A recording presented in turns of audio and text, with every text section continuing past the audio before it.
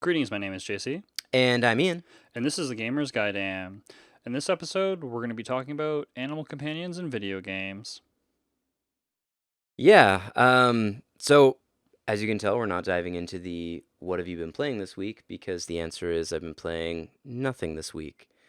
Fair enough. It's been a real challenging week. We had to say goodbye to one of my cats this week.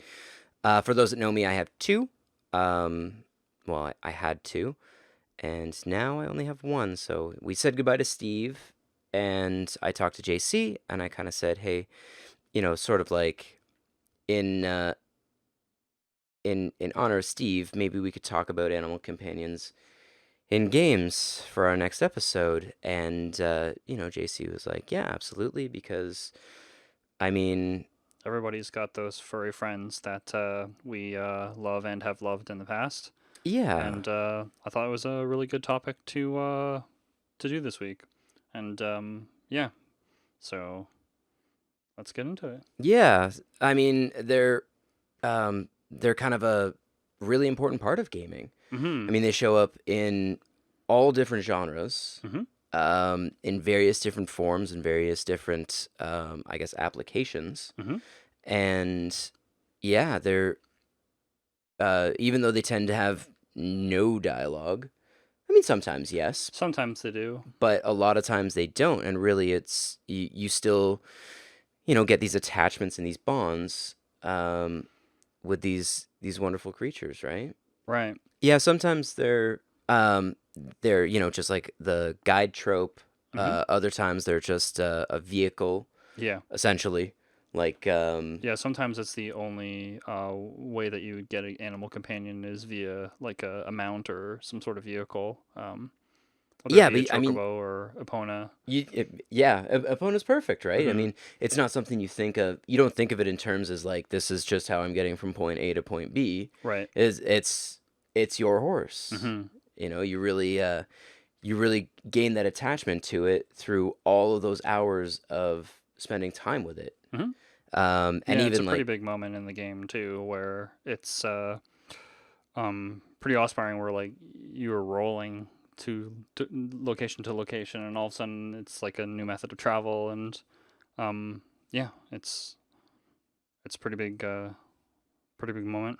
yeah, and I mean, not just Epona, but like think about all of the hours and hours people will spend running the same dungeons in like Warcraft or Hmm. Final Fantasy 14 trying to get a specific mount dropped, Yeah, because which maybe they're has not like a easy to get. 1% chance. Yeah, I guess in some of the more modern ones, you can kind of like just pay for them, but a lot of the time, if you actually grind it out, there's many hours, a lot of gold, and WoW, there's a training expense to it as well, and yeah, Yeah. and definitely like especially like now in WoW Classic, there's very few people with mounts, and whenever you do see one, it's pretty awe-inspiring. Where it's like, wow, Well, yeah, that because guy's spent a lot of time in this you game. you don't get your mount in Classic until 40, Hmm. and that's And even then, it costs an insane amount of gold. it's super expensive. You got to Hmm. hope you have the money to pay for it by that point. Yeah. Because I remember by the time I started playing WoW, um, you got your mount at 20, Hmm. and Yeah, they made it all drastically easier to do in the later yeah, version of retail. yeah, they really made it easy. But this is just like I I think I've seen one person with a mount Hmm. in my time playing Classic. So Yeah. you're right. It's awe-inspiring. I'm sure that person has like a huge sense of pride, Yeah, for sure. and attachment to that mount Hmm. because it's It's their all first of the one. effort that they put into getting that. Hmm. It's or the even like something like a chocobo where yeah maybe it doesn't have a name, but You like can give them names. yeah I guess you could, but you spend all those hours like breeding them Hmm. and then racing them Yeah. just to And then you get get your favorite one because he's won like 10 races, and he's your gold star. yeah exactly, and he's your one that will transport you to all those various places on the map Yeah. that you can't necessarily get to in the high wind. Hmm. Yeah, and also people go through various great lengths in order to save animal companions in some games. Like there's a new game that just came out called Overland, which is a post-apocalyptic game, Oh yeah. and it's really interesting because it starts off with you and you can save other dogs or other people and their companions that help you out and can help you carry stuff because you can only carry so many items and stuff like that. And as you go from the East Coast to the West Coast and go from map to map, like sometimes you have to make really really hard decisions on like, can I save the dog? Is it going to kill me, or can I save the other person, or what have you?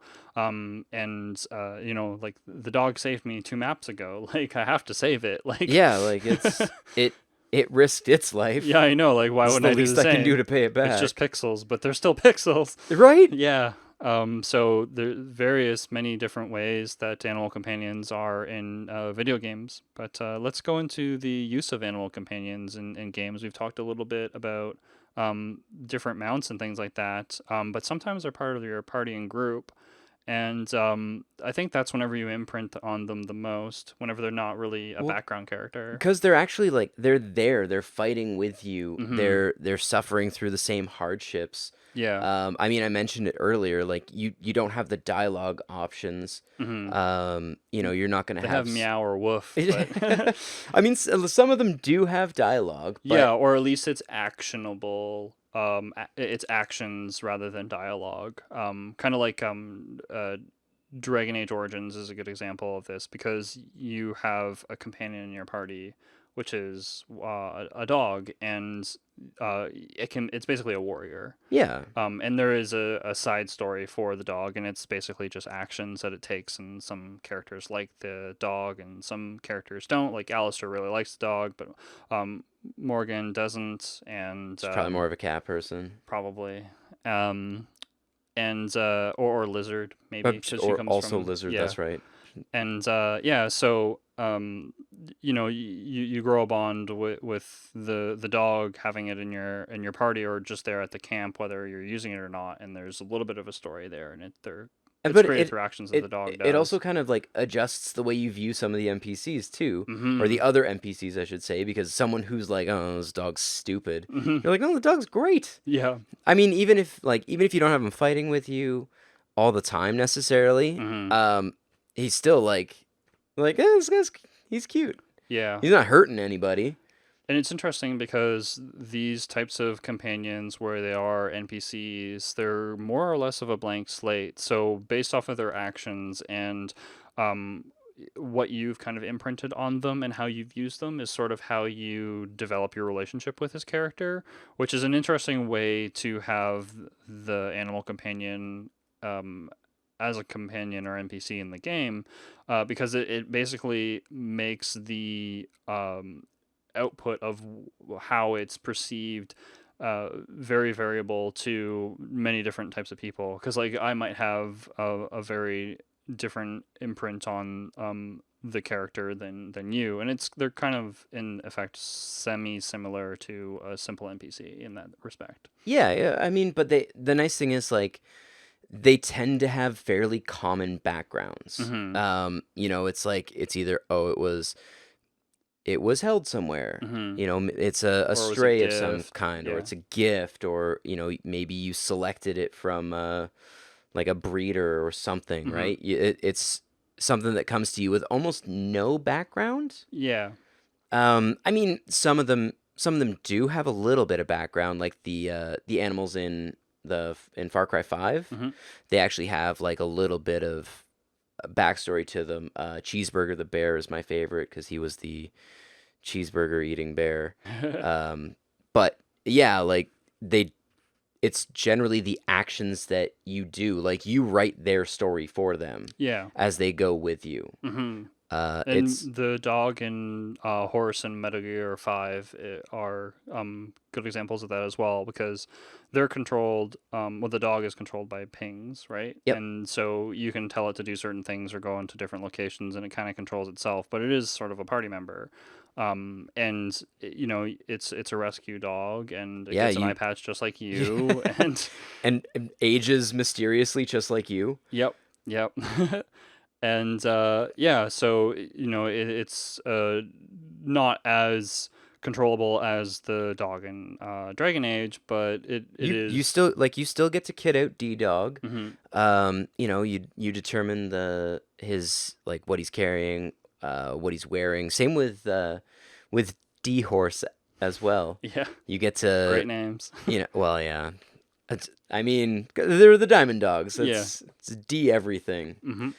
But Well, it makes sense if you're playing the game, but if you were telling somebody, I "Oh yeah, mean, D Dog" and something like that, it they have no it idea. makes Kojima sense. Hmm. Yep. So enough said there. Sense. But yeah, you can develop armor for them. Hmm. And D-Horse can be like fully kitted out in like ballistic armor. You could ride him into battle, probably not against a tank, but Yeah. into heavy fire, and he's gonna take those shots like a champ. And Hmm. it's If that's the way that you want to play, yeah. well, yeah, I mean, but You have that option. yeah, and it has more personality than like a car necessarily. Yeah, for sure. Because it's got, well, it has the feelings that you imprint upon it. I mean, Yeah. it could be the same as a car depending on how you see animals in games, Hmm. but I feel like a lot of people are going to kind of have that like, oh, it's this is uh like Just like my dog, or just like my horse or whatever. Like, yeah, I mean, not everyone's going to have a horse, no, but but as an yeah, I mean, example. people who do, you're going to be just as attached to that as you are a dog. You're still Hmm. going to Or even if I know a lot of people who played Ocarina of Time really like Epona, but they don't necessarily have a horse, but they wanted one. For example, there's a few girls that I've met that like they really like the idea of like there being the horse in the game and stuff like that, and it's yeah, because horses are expensive and they're super expensive, and they're yeah. really expensive to like upkeep. Hmm. For You sure. can't just go down to the pound and pick up a rescue horse. No. Who's And gonna even if hang you could, where would you put it? right? I mean, who's got a living room big enough for a horse? Yeah. But we've talked a whole lot about dogs and horses because that tends to be your like Yeah. your primary party member. For some reason, video games really, really like dogs. They're in a lot of them. Well, it's very It's man's best friend, I suppose. yeah, it's almost a little iconic. That's why you've got like dog meat in Fallout 5, Hmm. because that's your classic like Mad Max man and dog versus the apocalypse. Yeah. Um, but we can't really go through this without talking about the Palicos in Monster Hunter World, because that one hit pretty close with me as somebody who has cats. Hmm. Um, the opportunity to have like a feline companion Hmm. that will like go with you and will actually be useful. Yeah. It won't just be like a decoration or a background piece. Yeah. Like when you have the option in like a Harvest Moon, do you want a dog or a cat? Well, Hmm. what do I want to sit around for, or what I want to see sitting around the farm? Hmm. Um, this is actually like with you, Right. and he'll heal you. Hmm. And that was like, I didn't play a ton of Monster Hunter because I'm real bad at it, but uh, yeah, that was one of the coolest things for me, was having this little like cat buddy that I could dress in armor, Hmm. and craft armor for specifically Right. to make him wear similar armor to me. And yeah, like he would throw out healing potions. He would even fight. They're not just like a decoration. Right. They're actually like Useful party useful. members. Yeah, that's the only real party member that you have, unless you start fighting with other people online who will Hmm. also have their palicos with them. Yeah. So Yeah. So let's go into a little bit more detail of how different animal companions are used for methods of travel. We've talked about it a little bit before, but there's kind of two different really main ways that I see that they kind of do this, and some of them are more simplistic, like Epona, where it's just kind of like a horse that you have to get from point A to point B. That's kind of blended in with a story on how you get it and why it's there, and might have its own little side story or backstory a little bit on where it came from and what it is and everything and how it interacts with the world. and sometimes it's a little bit more elaborate, such as in Final Fantasy VII, where there's the chocobo, and you actually get to breed it, and you're actually, breeding your own mounts and stuff like that for not only the purposes of getting over certain difficult terrains and stuff like that, Getting Knights of the Round. and getting Knights of the Round with the gold chocobo. But you can also race them and gain money off of them, or like in-game fame, so to speak, because you're constantly on the top one roster. Although that's something you're sort of imprinting on yourself.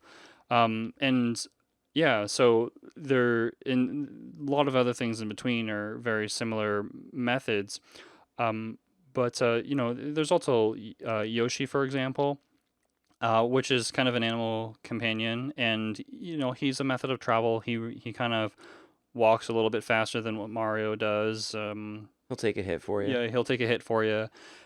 He can fly, and he can help you jump higher and stuff like that. And he's kind of like a game mechanic, which augments how Mario or Luigi uh, like use Yoshi. But yeah, so the the thing is, like, unless like Yoshi has his own games and stuff like that, and you can kind of like understand like where he comes from and things by like playing all these games and stuff. But sometimes you don't, and a lot of the times you imprint your own feelings on any of these various different characters. On like Yeah. Yoshi is just a tool that I use to be able to jump higher. Like, sorry, bud, you're going in the pit. To I mean, yes. Epona is my favorite. As an example, Epona is my favorite mount in a video game, because I've always wanted a horse, for example, for some people, and things like that. But it's you still imprint upon it. You kind of touched on it when you were talking about the chocobos, Hmm. is that they have no personality. No, not at all. Like they are just an absolute blank slate. They have stats, Yeah, and that's really all that matters. yeah. And it's the way that you see them Hmm. through like through all of the weird selective breeding, Hmm. and the racing. Hmm. That's how you get this attachment to this like digital creature, because you created it. Yeah. You made that. Hmm. And you made him a champion. It's yes, he also got you Knights of the Round, which is Awesome. dope. But he won you tons of money at the Golden Saucer, got you tons of digital fame. It's and like really, it is just a collection of pixels that has zero feeling. Yeah. Like, Other than what is programmed. other, no, don't program them to have feelings. Well, if you don't feed some of the animals, then they get upset. So. I guess that's true. Yeah. Like even the dog and the cat in Harvest Moon can like get depressed if you don't like pick them up to pet them and stuff like that. So That's true. yeah. Yeah, and your cat or dog does have like a stat in Stardew Valley, Hmm. which is just better Harvest Moon. And yeah, if you take care of him, he appreciates you more. But I mean, it doesn't get any more, which No. kind of like that kind of leads into another way animal companions are used in video games, and that's just as like background pieces. Yeah. It's like a And this is whether or not they're kind of used as just background effects, as we were just talking about, or as actual abilities, where they sort of only ever show up whenever you're using an ability, or you summon them to be able to do something, basically. Really no real reward or added game benefit for using them if they're a background piece. They're kind of no. just there. Sometimes there's like a game mechanic that is added due to it. Rush is a good example of this, where he can turn into like a platform. He can help you fly over a little bit via that platform, or he can help you jump due to Rush Coil.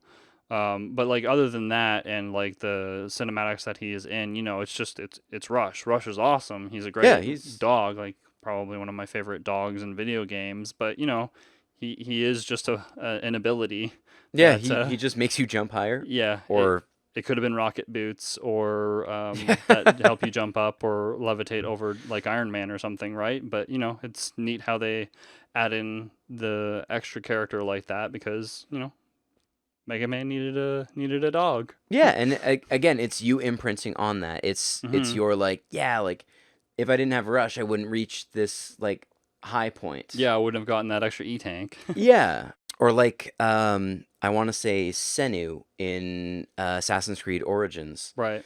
who's I mean, he basically equates to a drone Oh, okay.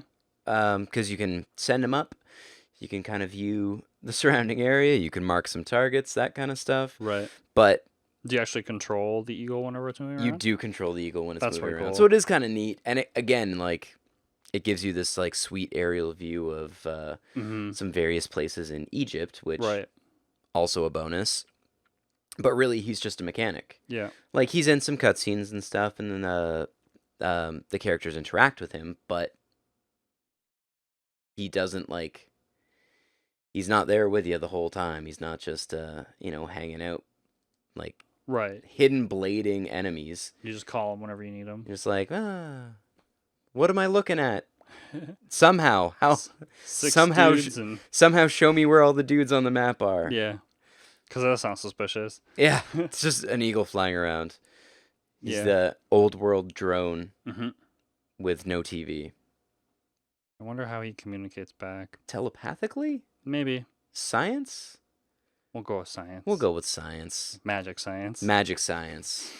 And also, Final Fantasy is kind of a good example of constantly doing this type of thing as well. We already used the example of chocobos, but like some of the abilities or the summons are just like animals, for example. Yeah. But Renoa's dog, for example, comes whenever you use her like limit break. Yeah, he's your limit And break. And you find dog training books throughout yeah, the world to like learn her new like limits. yeah, which was just kind of neat. I mean, it's kind of silly, but it is kind of neat as well. And again, he shows up in a couple cutscenes, but really, like it's not like when you walk Yeah. around, he's there with you. No, it's literally just like background material. That's what we were saying. Yeah, he's just your limits. Yeah. And the occasional like, oh, good boy in a cutscene. Hmm. And I guess the last example of pets as background material, which is a pretty good one, is the Sims expansion Pets. It Yes. added in a bunch of different pets for players of The Sims 3. And yeah, I don't remember if 2 had a pets expansion or not, but yeah, and then, they're pets there that you got to take care of them and whatnot, and you can interact with if you want, or you can ignore them or whatever, like just like You real life. you can ignore them. I mean, you It's shouldn't. not a Sims baby. Like Yeah, it's but I guess it depends on like, yeah, people do weird things in Sims, like mazes to the bathroom and stuff. So, but anyway, that's probably a different episode. That's a whole other episode. Yeah. Yeah, those are just some examples on how animal companions are used as background material. One of the things that we kind of have to talk about whenever we're talking about animal companions is the monster collector genre. You can't really mention animal companions without kind of going over this. And what we're talking about, in case you're not aware, if you've played Pokemon or know of Pokemon, that is part of the monster collector genre. And it's typically one of the games where you can have endless amounts of pets. All the pets. Yeah. Every Or, single one. 150 of them, or however many there are in 737. right. And so you basically collect pets or monsters and control them for battle purposes, and they never really have any personality. It's basically next to none. Yeah. Pokemon that are not part of the story are a prime example of this, and basically, generally, unless it's a main character in the story, it's not really any character that or monster that has a personality in it. And yeah, because you basically just cram Pokemon into a magic ball. You throw them out of the trainers. You have a match. Hopefully, you win, and they give you their lunch money. Um, and that was really truly the case, especially earlier on in the development of video games that were uh, monster collector Yeah, but games. I mean, even like I remember being at a park with my Game Boy in hand, with a link cable running to the kid on the swing set beside me, Hmm. and like I'm like, yeah, man, my Charmander's taking you, or my Charizard's taking you down, Hmm. and because that's what I played through the whole game with. He was like max level, and I'm like, yeah, I don't care. This is digital rock paper scissors, because at that point, red and blue kind of were. They were There slightly was more. still like seven-ish different Pokemon types.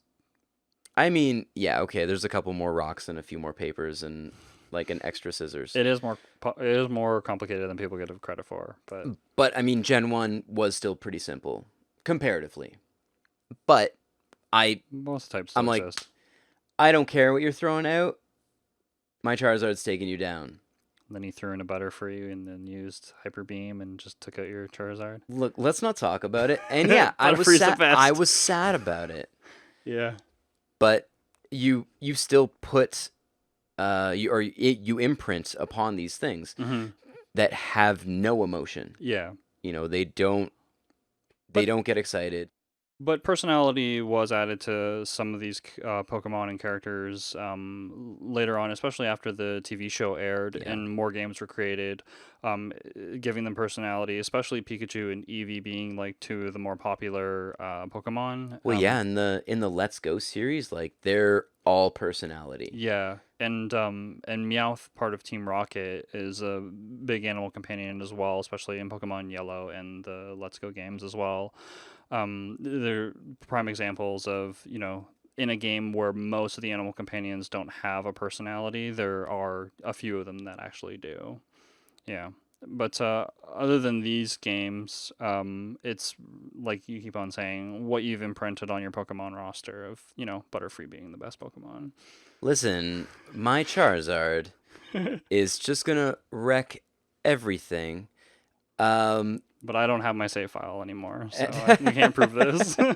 well, even like as weird as it's gonna sound, like I was in a Pokemon League for a while, Yeah, I remember this. which was so much fun. I think we had about 16 players Wow, by cool. by the time we went to the second season. 16 trainers, sorry. What's a Pokemon League, just in case people aren't aware? So it is a think like a sports team, Hmm. right? We had 16 teams made up of 10 Pokemon each.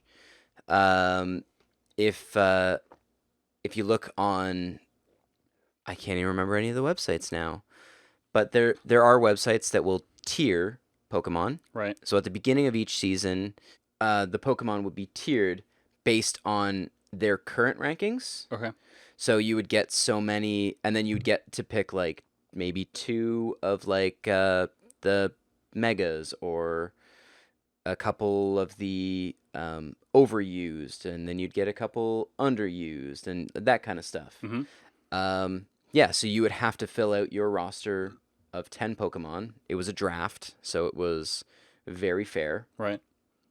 And yeah, you would then have those 10 Pokemon for the season. You could obviously, like, you could drop a Pokemon each week and pick up a free agent, or you Right. could trade with people if they were so inclined. Hmm. Um, but yeah, so I had my 10, and I'll be honest, I probably used the same I would say 4 Pokemon every week. I almost always had my Mega Charizard X, Hmm. because he was a badass. I had my Hoopa Unbound because, again, insane. Right. So you'd have to play a game every single week, and against another trainer. And again, like, these things have no meaning to me, or they shouldn't have any meaning because they have no feelings. Right. They were like, I or they were created every week with the certain move sets that I wanted, and abilities in that, but you get attached to them still. Hmm. And even though I had 4 different Charizards with different move sets and different items, I was attached to the Charizard. Like, Hmm. that's my Charizard. he's going to beat your Butterfree into the ground, Okay. hands down. All right. So you bond with these things, even though they're just digital and they require almost no care. Yeah. It Yeah, you it's not a Tamagotchi. yeah, luckily. Um, and yeah, you're fighting them week after week, and it can feel like a huge blow Hmm.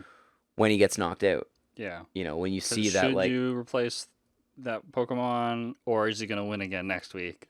He's gonna yeah, win again next week. do I or like, okay, I am pretty sure he's, this Pokemon's coming out. Yeah. Do I switch my Pokemon right now, Hmm. so I can keep him alive for later in the fight? Right. Or do I sacrifice him for the betterment of the team?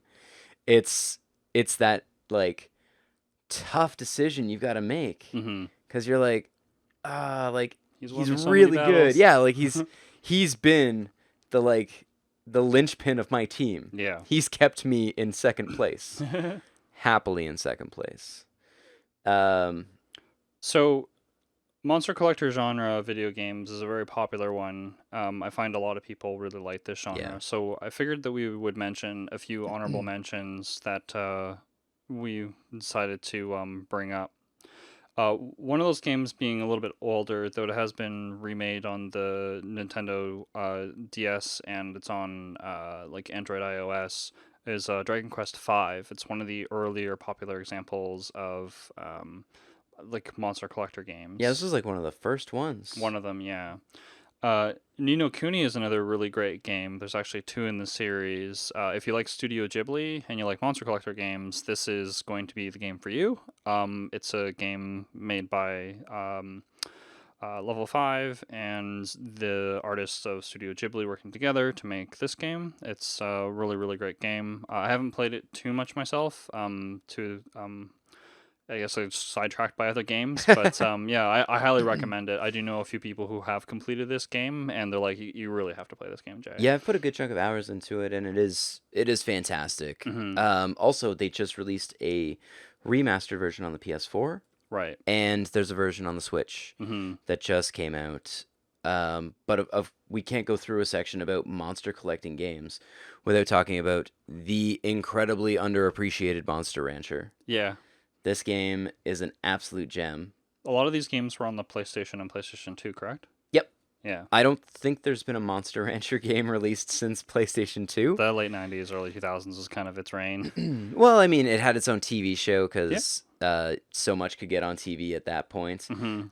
But the amazing thing about Monster Rancher was you collected them. You could collect them in the wild, Hmm. but you could also throw a CD Yeah. into the disc tray, and you would get a monster based on the CD you put in. Right. And I do remember in the, like, semi early days of the internet.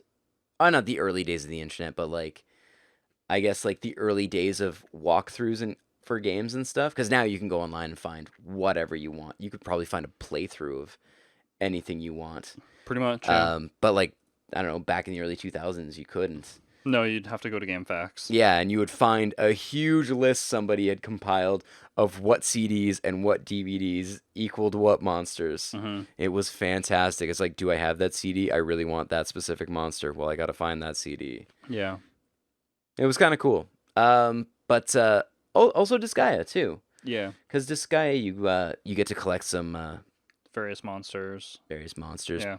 Kind of like in Final Fantasy Tactics, where you can befriend monsters to come on your team and you can use them as party members. Yeah, except with Prinnies, Yeah. because Prinnies are great. Well, you can get monsters as well on your party in Disgaea, some of the Disgaeas as well, Oh, outside of the Prinnies Prinnies. are monsters. Yeah, I know, but I'm just saying. Why would you want anything other than Prinnies? I don't know, penguins are awesome. Yeah, penguins, homicidal penguins with knives and bombs. Mm-hmm. What more do you want? Yeah. Atlas knows what you want. Prinnies. Yeah. Our next topic is of a game where animal companions are the main focus, kind of. It's Animal Crossing. We Yeah. figured that we should talk about this game because you're a human and you create your character at the beginning. You live in a town, and everybody in that town is kind of an animal of some sort. Yep. And they're not really animal companions, but They It's kind of interesting are. because yeah, it's an interesting blend between the two of them. Um, but you've played more Animal Crossing than I have, so why don't you jump into it? Yeah, no, I mean, Animal Crossing is it's fantastic.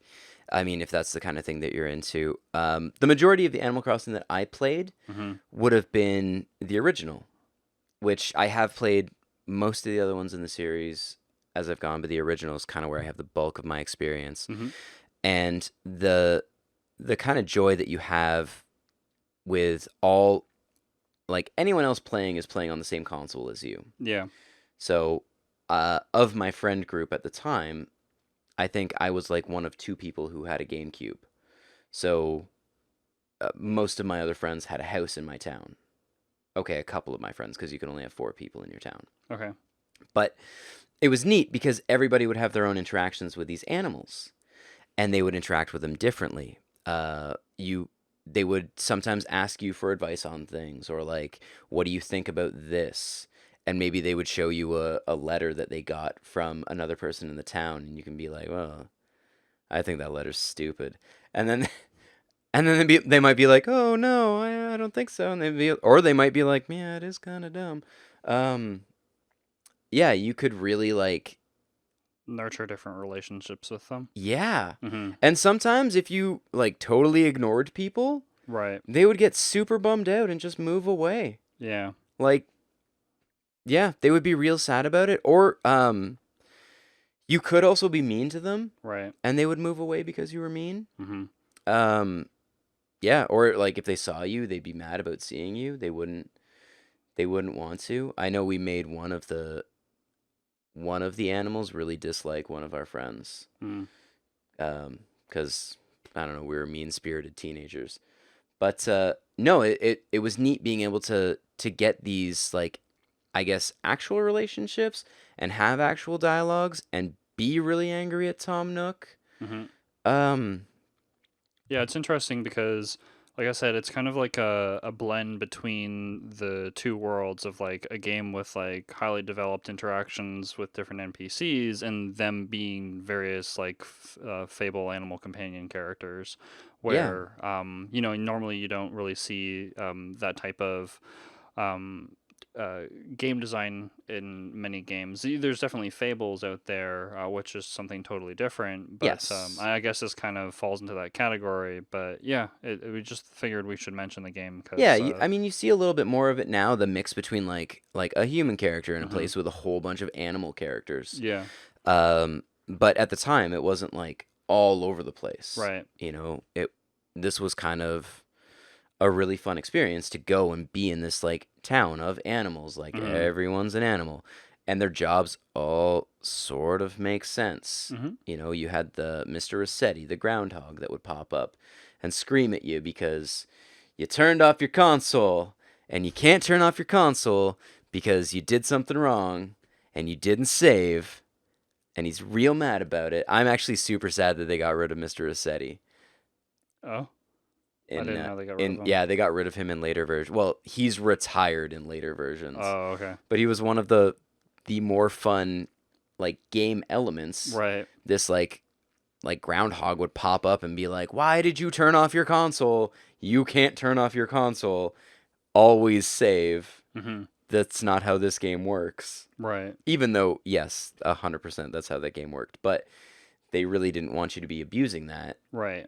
Um, yeah, so it's neat how they kind of took those things and yeah, this is something that ground like yeah, he would have been a groundhog Hmm. and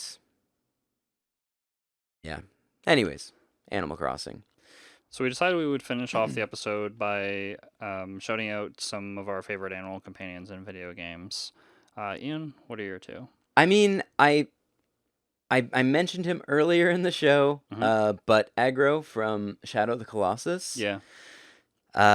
Yeah. I mean, for what is basically a game that's just a guy and his horse, I got so attached to that horse because you spend so much time with him. Hmm. Like he's your method of travel throughout the world. He's like a crucial part of a few of the boss fights. And there's I'm not gonna get spoilery with you, especially you, because I know you haven't played this game. Nope. But there are some moments where it's it's devastating. Um, yeah, yeah. If you've played it, you know what I'm talking about. And All right then. it's it's great. The attachment that you have with that horse, even though really it is just a method of transport and a game mechanic, Hmm. you do really bond with it. So, um, yeah, I had to mention aggro. If you haven't played Shadow of the Colossus, why aren't you playing Shadow of the Colossus? There's a beautiful remake on the PS4. Um, yeah, that's how you do a remake. So I wanted to give a special shout out to Tokyo Jungle because I feel like a lot of people don't know what it is. Yeah, you told me about this game. It sounded really interesting. Yeah, it was a downloadable only title on the PS3. Hmm. I'm not sure if it's available in other formats at this point, but yeah. So you play as the companion animal. It Yeah. takes place in Tokyo uh, after humans have disappeared. Hmm. So all that's remaining is animals. Yeah, and you start out as like a very small house dog Hmm. who has run out of food, needs to head out in the world and forage. So it's real neat being able to play as the companion animal. Yeah. You don't have dialogue. You hunt. You mate, or well, you find a mate and then mate. It's not graphic. But you do like when you have puppies, Hmm. they become your like lives, Right. which is kind of cool. Yeah, it's an interesting concept.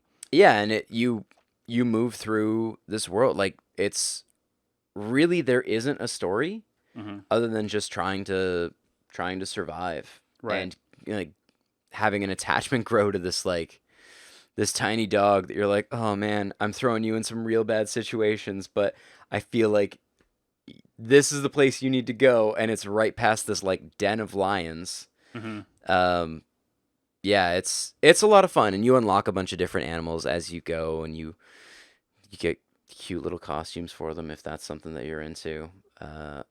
Yeah, but it's neat being, especially the like different animals, because some things are like like an omnivore, Hmm. but you do have some things that are just gonna eat grass, and you Right. need to get them to places where they can graze. So yeah, it's a lot of fun. If you can find Tokyo Jungle, check it out. Totally worthwhile. JC, what are yours? My first one is the Chocobo, specifically from Final Fantasy VII, as mentioned before. I really like the aspect of the horse breeding and the racing in the world of Final Fantasy VII. I thought that was really, really fun. It was really cool. And I remember we found out that you could breed the different colors of chocobos, and they had different like abilities and stuff like that. And that kind of just blew my mind. Where I was just like, um, able to do this, and it was really neat because like I had my favorites racers and the certain ones that I was using for getting my gold chocobo, and then just trying Getting to your knights of the breed, round. yeah, getting knights of the round. Then subsequently getting a free gold chocobo for killing the weapon, and just trying to breed better ones, and just be able to get better results in the at Gold Saucer. I remember spending a lot of time doing that, even though I was kind of past the point of it really being necessary. I still found myself going back to Gold Saucer and just spending an hour or two at the race pits and racing my chocobos. It was really really fun. And my second one, which is probably my favorite, like animal companion period, is from the Boulder's Gate series. Is Minsk's companion Boo. He does nothing really but squeak. He's a space hamster. This isn't what I was expecting. And yeah, he's just great. Basically, it's kind of he's a hamster that is a Minsk's companion. He doesn't he uses a space slot out of the quick items, and you can't move them, which is sort of frustrating, but you learn who Boo is, and he's part of Minsk's personality, and Minsk is one of the most lovable characters in the Baldur's Gate series. And without Boo, there is no Minsk, vice versa, because they're kind of they're so in tandem and written so well together that their quirks and personalities kind of like all of Minsk's quotes about like um, you know, Boo tells him where to point, and then he jumps in and fights, and all those other things and stuff like that. Boo's just a great character. If you're a fan of the Baldur's Gate series, you know what I'm talking about. If you don't, you're probably like, who the fuck is who? If you don't, you're probably like, who's this Boo character? But he was Yeah. even referenced in Mass Effect. Really? Yeah, there's Space Hamster in Shepard's uh, room. So Wow. Okay. yeah, That's a really that's really weird and a really niche reference, but yeah, I mean, good on them for throwing that in there. yeah. But with BioWare fans, I feel that Boo isn't really that niche of a reference. So yeah, Boo's the best. But we do both have one more from Persona 5, Morgana. Morgana, Yeah, yeah. who isn't a cat. But is a cat? Yeah. I mean, you don't get more cat than Morgana. Yeah. I love how like you first meet Morgana and they emphasize that they're not a cat. They are Yeah, Morgana. I'm Morgana. And that's so very much a cat, just that big personality Yeah.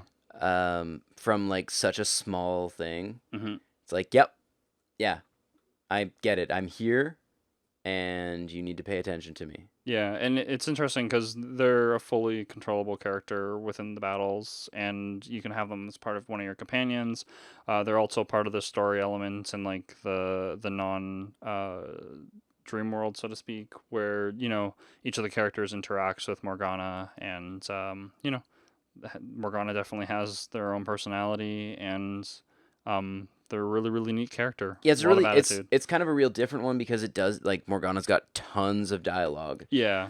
But like in the like real world Hmm. where Morgana just looks like a black cat, Yeah. seeing all the dialogue pop up is a lot of fun. Hmm. Because it's like it's I guess Persona 5 hit pretty close to home for me because it's a dude sitting in his room talking with his cat, and I'm like, yep, I know what that feels like. Yeah. Except mine doesn't answer me. Yeah. Which With like actual words, sometimes it's just like a meow yelled in my face.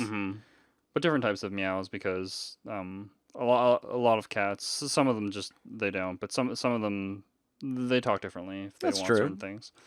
But yeah, our last mention is Morgana, and yeah, those are our shoutouts to our favorite animal companions in video games. Yeah, so thanks for watching this week, guys. I know the subject matter is a little bit different, but I mean, like I said, it's been a bit of a week for me. We'll be back to. I mean, I'll be slightly back to normal next week, and as time goes on, and kind of expect things to, I guess, normalize a little bit.